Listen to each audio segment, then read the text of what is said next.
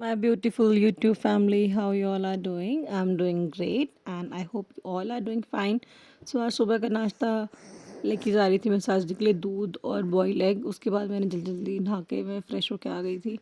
फिर मैंने किचन में आज चढ़ा दी थी अपने लिए चाय और उसके बाद मैं आ गई थी थोड़ी देर धूप में बाहर सुबह सुबह की धूप फील करने। यहाँ पे मैं आ गई थी कोठार के नीचे क्योंकि मुझे गमला चाहिए था। ये हमारा सीक्रेट डोर, इस कोठार के नीचे। कोठार है ना, इसका अंडरग्राउंड वाले कमरे बोलते हैं, ग्राउंड फ्लोर बोल सकते हैं इसको। सर जी कहाँ है डब्बे?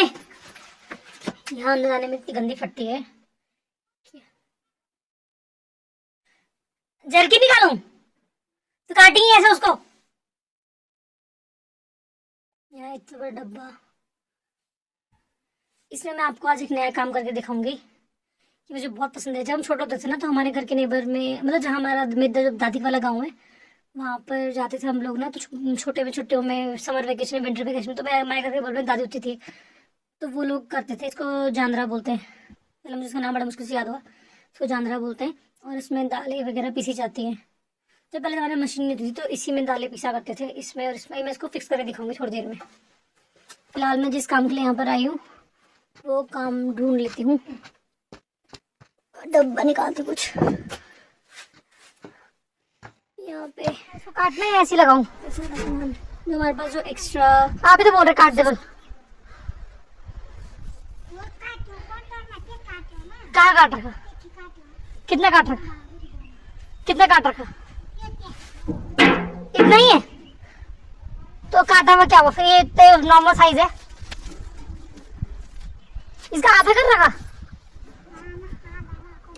यहाँ पे सास जी मुझे बोल रही थी कि तू नया कंटर उठा के लिए आई, पुराना है वहाँ पर ये। तो नया इससे कंटर नए कंटर है भी बहुत है वहाँ पर। कि तुम्हें क्या पता अभी कितनी ज़रूरत पड़ जाती है इसकी। और मैं इनसे बोल रही थी बेकार ये रहने दो ना, क्या करोगे कंटर होगा, इतने सारे पुराने तो पड़े हैं वहाँ पर।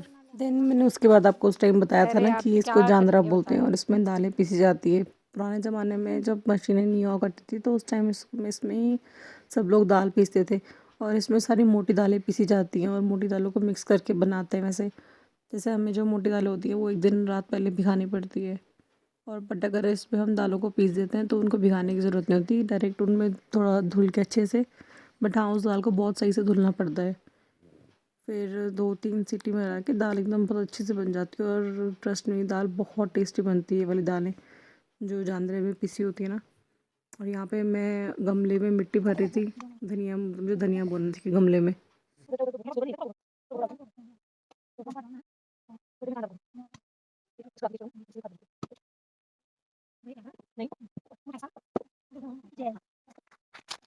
कोठार, उस दिन मैंने आपको थोड़ी सी वीडियो दिखाई थी ना। कोठार का मतलब होता है जहाँ पर हम लोग सारा सामान संभालते हैं, धान नाच वगैरह। ये इसका ब्लॉक एक गांजा वो है, गांजा सुल्फा वाला, नशा वाला गांजा नहीं, गांजा जिसमें हम सामान रखते हैं, ठीक है। एक ये है, दूसरा, तीसरा, चौथा, पांचवा और छठवा जिसके ऊपर मैं बैठी हूँ। तो ये खुलता है किसी, ये अब मैं दिखाती हूँ ना, ये लॉक होते हैं, लॉक। इसको ऐसे लॉक करते पुराने जमाने में, जो कभी चोरी होती थी या डाकू आते थे तो उनसे बचने के लिए भी ये यूज़ करते थे इसका लॉक। ये इसके अंदर ये इतना गहरा है, शायद ये 6 फीट के आसपास होगा, 6 फीट के आसपास होगा। और पहले तो जब हम खुद खेती करते थे तो बिल्कुल फुल रहता था, भरा हुआ। अब कोई करता नहीं। अब वही कल बताया था ना मैंने आपको कि किराए पे आता है वो आधा आधा, इसलिए अब उतना फुल नहीं रहता, भरा हुआ। और यहाँ ऐसे ये लग जाता है इसका लॉक, ऐसे और ऐसे ये बंद, सॉलिड एकदम। तो ऐसे ही सारे हैं यहाँ पर। तो ये छोटे छोटे बादाम, छोटे बादाम है, पर ये वाले बादाम नहीं है खाने वाले। ये बादाम है जिनका तेल निकलता है, इनका तेल निकाल। मैं लेना आई थी यहाँ पर धनिया, मुझे दोबारा धनिया बोना है किसी एक गमले में। जब मैं आई थी दोबारा से किचन में और ये धनिया के बीज को 2 पार्ट्स में डिवाइड करने के लिए, क्योंकि इनको स्प्लिट करना पड़ता है तभी अच्छे से उगते हैं। फिर बाहर आई, मैंने थोड़ा गमले की मिट्टी को सॉफ्ट करा, बारीक करा। उसके बाद धनिया बोया और उसमें थोड़ा सा डाला पानी ताकि उसको थोड़ा मॉइस्चर मिल जाए, और ऊपर से गीला कर देते। Blood moon is rising in your grace, confusion and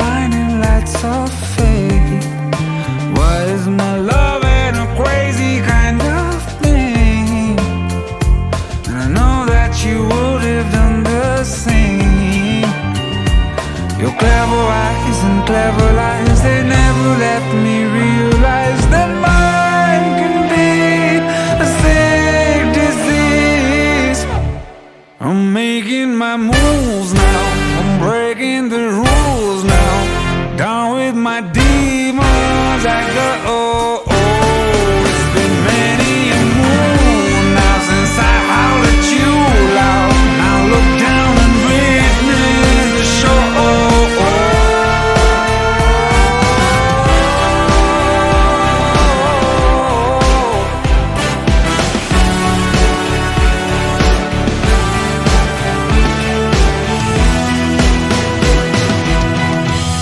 So I'm running away now, I've hunted my prey down. I'm beating your demons all away. Forgive me, you should now, I plead with you, good luck. 'Cause you sit back and witness all the blood.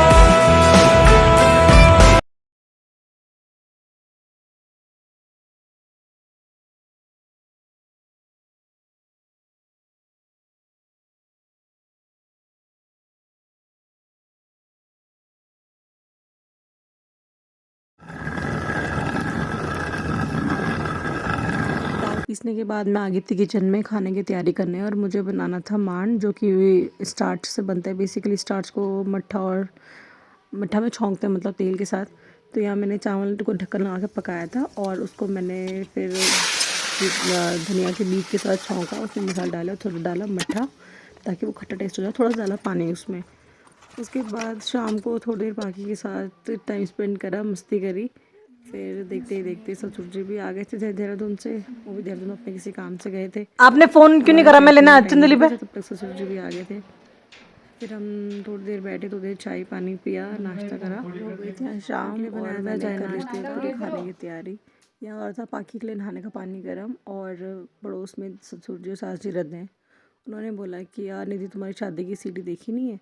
तो मैंने कहा आ जाना, रात को आराम से बैठेंगे देखेंगे।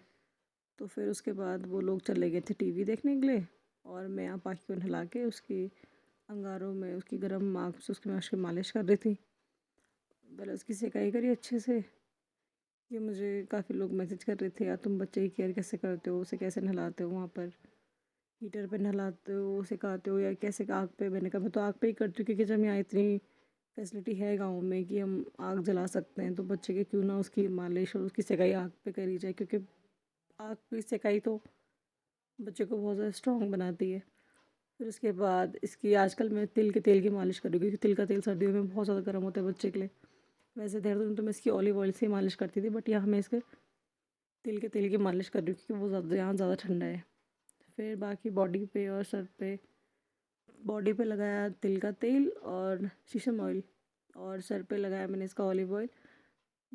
उसके बाद मैं इसके लोअर बॉडी पार्ट में हमेशा एलर्जी वाला पाउडर ही यूज़ करती हूँ, क्योंकि डायपर रैशेज़ हो जाते हैं इसीलिए। और बाकी बॉडी पे नॉर्मल हिमालय का ही पाउडर यूज़ करती हूँ, और हिमालय की बेबी क्रीम, दैट्स इट। उसके बाद उसको फटाफट गर्म कपड़े पहनाए, जो मेरी सास जी यहाँ हेल्प कर रहे थे कपड़े उसकी आग में गर्म करने के लिए।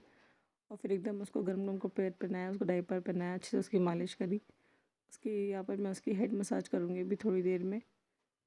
इतनी शैतान है, इतनी ज़्यादा हिलती है ना मालिश करने, बिल्कुल मालिश नहीं करनी थी। फिर एक थोड़ी देर इसकी हेड मसाज करी अच्छे से, इसको चम्पी दी, एक हॉट ऑयल चम्पी दी इसको। उसके बाद काफ़ी रिलैक्स मिला। फिर उसके बाद ये सो गई थी एकदम जाके।